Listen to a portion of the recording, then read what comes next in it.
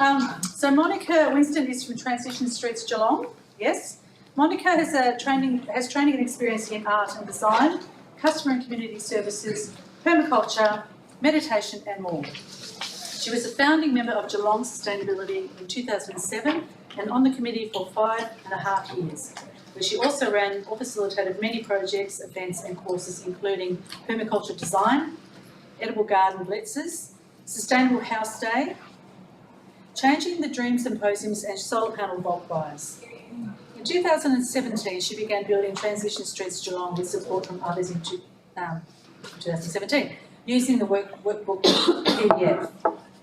TSG have been voted a flagship project of the City of Greater Geelong Zero Carbon Action Plan. We've received 3 council grants and a major grant of $150,000, wow, from state government called Pick My Project to run 11 workshops and a festival which finishes in April 2020. Wow, big undertaking. That's great. So a round of applause for Monica. Thanks everyone. I'm just an ordinary person like you who's having a go. So can I just ask before today, who's heard of, is there anyone who hasn't heard of the transition movement? Street.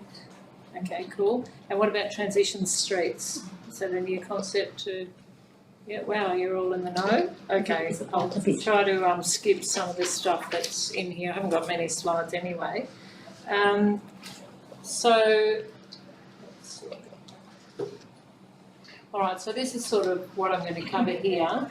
And so I don't need to introduce you to the transition movement. So basically, you know, my goal is, excuse the sort of corporate-looking graphics, but I've got a bit of help with this. And my goal is, you know, ultimately we want to turn the culture of this planet around, and that starts locally, obviously. So my thing has been to look at how we can scale things up, start locally, produce something that's replicable, and have it be able to be scaled up. And as Paul said this morning, there's no one solution, but having lots of people engaged, I think, is definitely a very key point. So after doing a lot of voluntary work, and I think voluntary work is fantastic, and the best volunteers are often retired professionals because they've paid off their mortgage, they've got skills, training and experience, and they've got available time, and sometimes they've got available money. But there's a lot of other people in the community who need jobs, who are busy, that kind of thing. So I've made it, trying to do a lot by yourself, it can look like the hero's journey, but it's actually not very sustainable. And so I've made it a goal to rake some funds in, and we were lucky. I've had people help apply for the Pick My Project grant, and it's $150,000. We ended up with $115,000 after the GST and the partner organisation got their cut and that sort of thing. But it's still major, and I really think that's hugely important to expanding what we're doing. So the other thing I found is that it gives you credibility.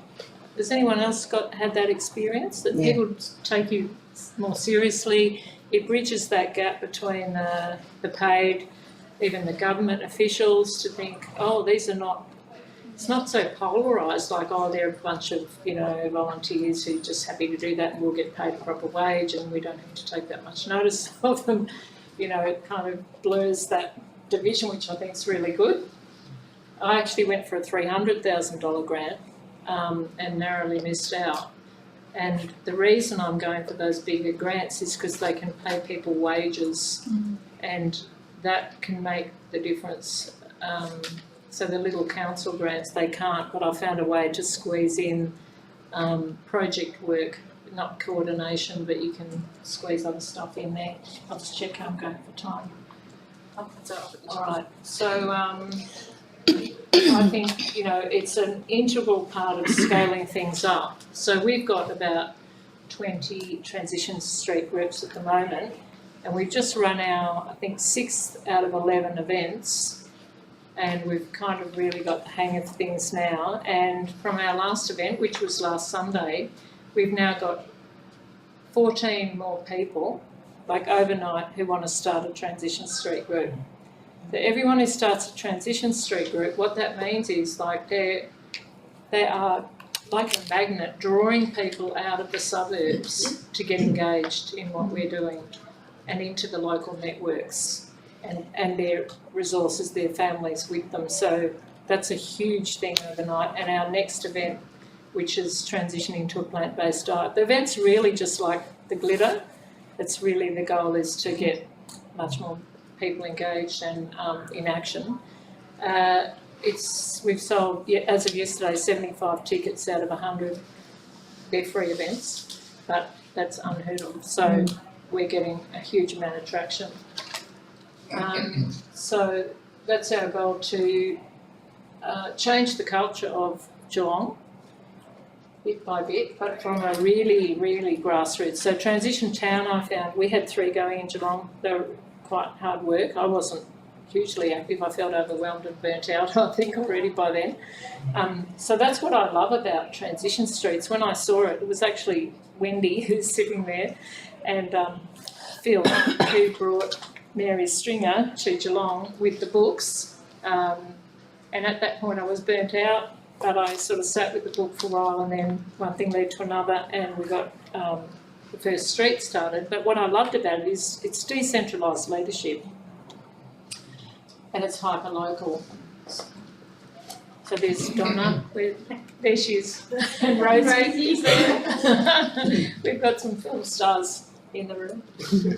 So it's, instead of one group of people having to run a big group or even a small group, each Transition Street group is its own leader, and that means you don't have control over them, which can take a bit of letting go, but they could maybe under-deliver, but they can also hugely over-deliver. Like Rosie's been studying community development, and she did this incredible olive oil project and harnessed, how many olives was it, Rosie? We got 58 litres of olive oil, and we harvested 590 kilograms. Lockie was involved too. Yeah. So like things like that, you know, Rosie just organised that, and she's going on to huge other things. And Lockie's involved in an amazing local project called the Farm Next Door, which we had nothing to do with, which is an urban farm on 800 square metres. Yep. That grows food for sale on a rental property. So, you know, this synergistic effect of what's happening is really exciting. All sorts of things are just growing out of that. So, yeah, I've spent 2.5 years, for the first 2 years is spent mainly voluntary, getting things going. But it's a challenge, so I really recommend that people get funding, as much money as you can, because you can employ the most incredible people. Like, we've now got an event manager through Pick My Project funding, and I don't have to do all that all of a sudden. It's fantastic. I'll just say, look, here's the ideas, you know, and I'm working with other people, and here's the contact details, you know, and she comes back to me, of course, but you find the venue, you do that. I'm also getting business mentoring. Business mentors are fantastic, especially if their values are in the same place. So I was lucky to meet a guy called Richard Hamilton, who did an intro to permaculture that I ran, and he mentored me for nothing for a little while, and I said, if we get this grant, I'm going to pay you. He still gives me stuff for free, but his coaching and his mentoring has just ramped things up. So those are the two things I think are real game changers. And anyone who decides to start a Transition Street, some of what I'm saying is not relating to the slide, sorry. But I think it's really good when you have a permaculture training in someone who's running these kind of things, because the ethics and the principles that underlie it are really important. Who here's got some permaculture training of some sort? Yeah, do you find that's the case? So, yeah, the need for permanent roles. So I went to the Victorian Government's circular economy workshop. They finished last week. And part of what I did in their sort of open spacey kind of sessions was just bang on about, provide jobs for people who know about transition, provide training for your staff in permaculture and the transition movement. But most of all, provide jobs, whether it's at local council level or at state government level, so that we can really have this spread and people don't burn out. So, how am I going with time? I've got heaps of time. Yeah, you're 9 minutes. Does anyone want to ask? We're going to have a question. Oh, yeah, I've got a quick question. Yeah. Are you incorporated No. or? And that's the beautiful thing, because we were, and it's so boring. And it's not what I wanted to do, and it's not my skill And set. how do you apply for grants? We have auspices, Okay. so Do you want to it's- talk a bit about that? yeah, if you talk to some community centres in your area, some of them know who the auspice organisations are. So some of them have that incorporated association status. Others have even a higher status, but they can auspice you.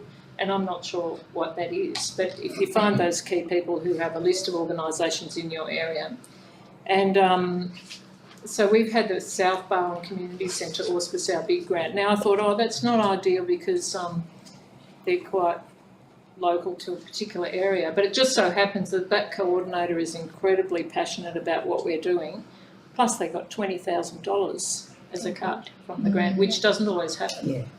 But, and she's working for that, but, that's a win-win, and it's good status for them too. I just want to tease out the money stuff a bit. Like, I can absolutely hear what you're saying in the sense of how easy it is in this work to get burnt out, and also that it's important to be looking at getting jobs in this area. On the other hand, I've got some question marks about what the impact of that is on distributed leadership, and whether there's actually some stepping back that starts to happen because those people are paid to do those roles. And it seems to me that the transition stuff, what's so important is that it's everybody giving what they feel inspired and passionate about or able to contribute. And so I guess my question was really your comment on that, but also do you see some downsides with getting big grants? Yeah. And also I want to I'll just finish because I thought of something else. What did you ask me about auspicing? Oh yeah, we pursued Barwon Water for ages to be an auspice partner in the $300,000 grant. They didn't come through right near the end. And we pursued Barwon Health for this Pick My Project, and they didn't come through either. And also they take ages to process everything. So sometimes a high profile big organisation's not the best one. Someone small who can produce decisions quickly is good. Regarding that, there's a lot of people who work in council and local government who know what we know, who care deeply, who are quite trapped, in some ways because their role doesn't allow them to do that. They have our money and they have resources. So what do we want them to spend it on? I just think, there are going to be people in and out of that, and we've often had, someone in council who's like our champion. Yes. The more people you can have in different levels, and the more types of roles that we can create, the better, I think. I was just going to add to that, I don't necessarily see it as auspicing, it's partnering with good people. Yes. What we partner with the Kensington Neighbourhood House. So they auspice it, but I don't actually see it as auspicing. Yeah. It's usually And how you phrase it, I think. That's right, yeah. And some auspices are happy not to have much to do. They just think, good, we'll manage your money for you. If it's a $5,000 to $10,000 grant, might not be a big deal. But others want to actually get quite engaged. And it's also important to clarify the roles, especially when it's a big grant. So that's where Richard's helped me with that one, with his mentoring to keep things on track.